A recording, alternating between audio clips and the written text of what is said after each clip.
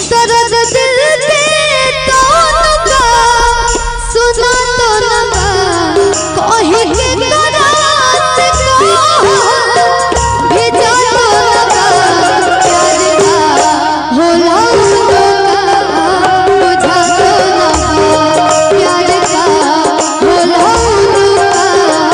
बुझा तो लगा दर्द दिल के कौन का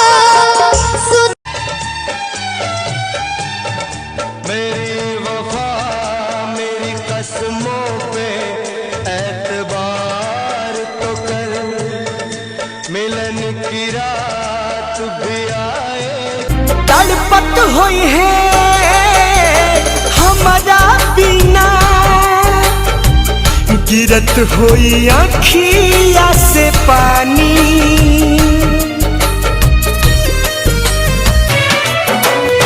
हद से ज्यादा तोहरा पर उम्मीद कईनी, तोहरा खातिर घर भर में जिद कईनी, बिना गलती के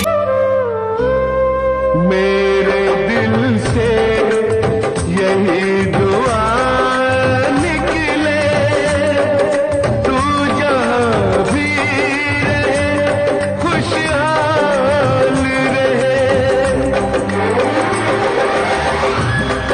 मेरे दिल से यही दुआ निकले, तू जहाँ भी।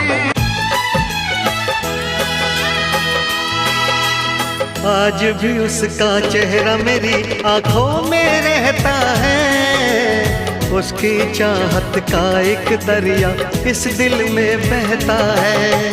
कतरा कतरा खून बदन का उसकी याद निचोड़े, सारी दुनिया छूटे उसकी याद न पीछा